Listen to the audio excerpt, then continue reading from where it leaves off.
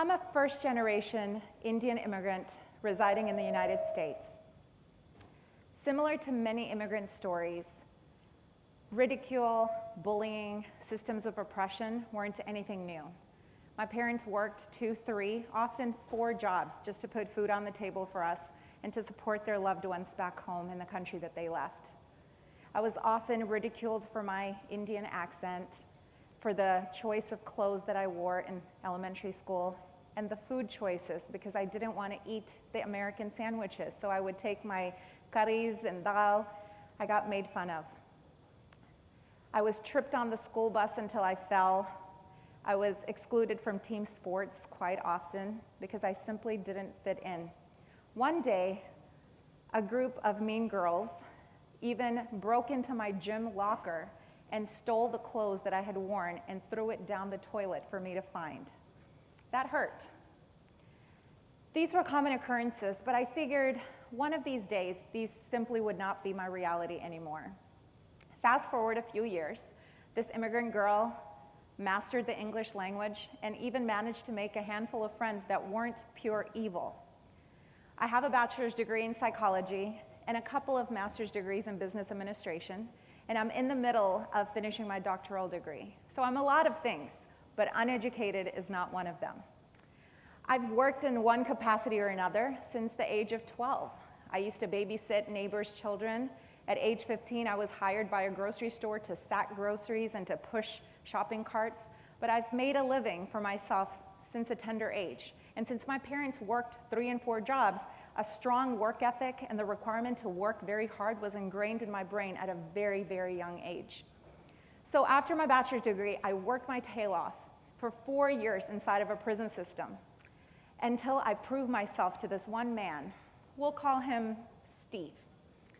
Steve used to wear very casual jeans and cowboy boots, and he used to smoke cigarettes like a chimney. And I had an opportunity to be promoted to my very first formal leadership role. I was in my early 20s. Steve gave me the opportunity, and he looked at me and he said, "Kiddo, you don't have the experience that you need for this job, but I've seen what you've done with this last small job that you had. You've shown up early, you stayed late, and you have great leadership potential." So Steve gave me the job. So the next 4 years, I would work my tail off to prove Steve right. I exceeded every target. I blew employee engagement out of the water, patient satisfaction out of the water. Every growth target they put in front of me, I beat. I used innovation to grow every book of business in front of me. So 4 years later, I was naturally ready for a promotion, and Steve thought I was ready. Went up for a job, and I killed the interview, or at least I thought I did. I didn't get the job. So the hiring manager said, "We picked somebody else." And when I asked for feedback, he said, "Well, you know, Anita, you did great, but you lacked executive presence." Executive presence? What's that? Do I go to school for that? Because I love degrees. I'll go get a degree in it. But nobody really explained what it was, but I didn't have it.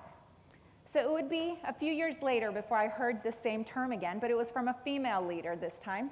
And she told me in confidence that a young, up-and-coming a woman of color who had done a bang-up job, a strong performer, was going up for a promotion.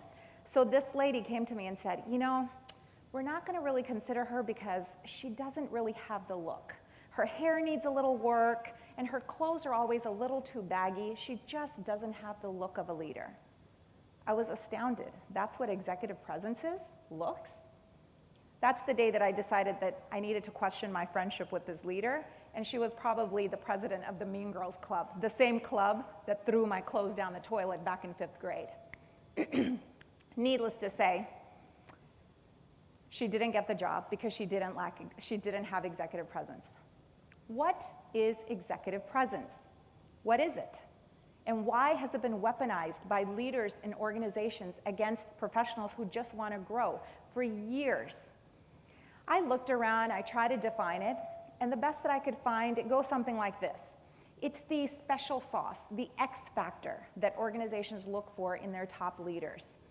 It's something that can't be explained, but it's how you look, how you act, and how you speak. Those are primarily the things they look for.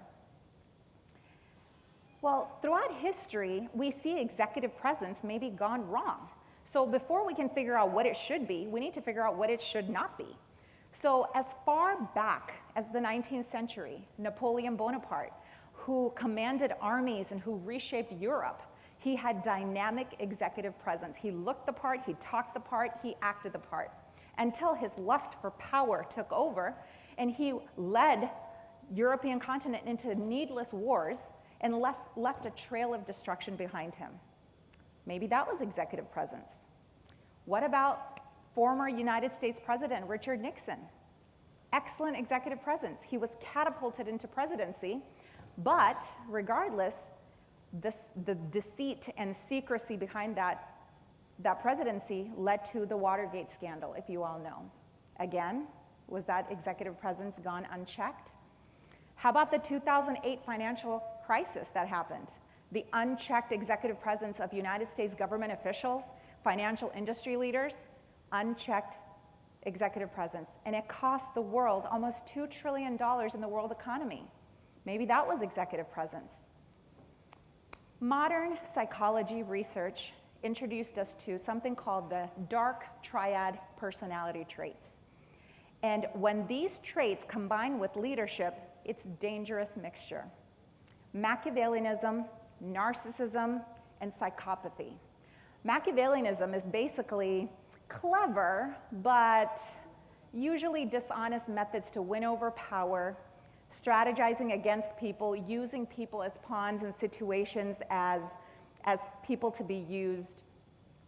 They're usually very confident, very charismatic, but underneath it, there's always something a little bit secretive. We see that happening in organizations all the time. And this didn't just happen back in the day or with big government officials, it's happening among us in boardrooms, in classrooms, even in churches. Narcissism, I looked around to define it. It goes something like this: an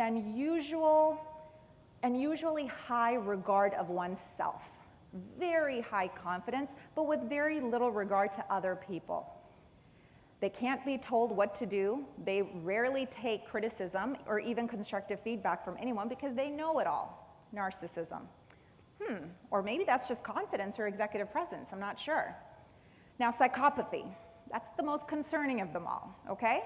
The world violent dictators come to mind when I think of psychopathy. They're usually pretty impulsive, can be very antisocial, but usually pretty charming and charismatic and know exactly what to say, how to inspire others, but that could also be executive presence gone wrong.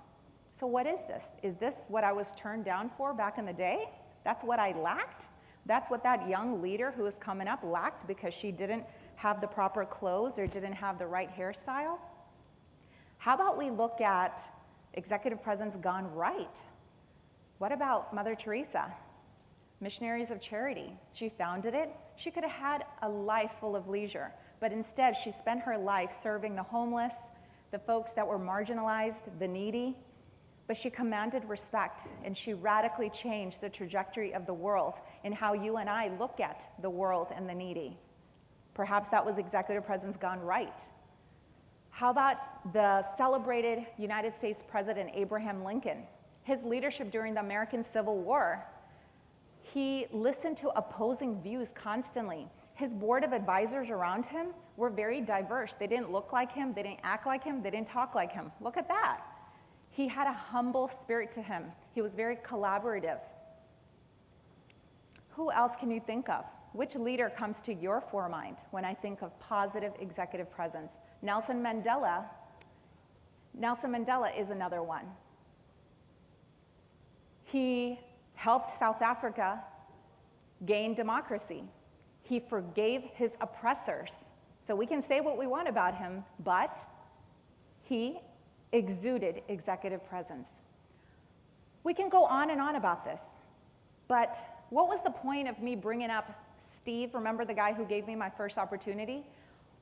Why was it important that he wore jeans and cowboy boots and smoked cigarettes like a chimney? Well, it's because I never wore jeans and cowboy boots to work, and I never smoked cigarettes or drank. He was nothing like me, and I was nothing like him, but he gave me a chance anyway. That's the challenge here.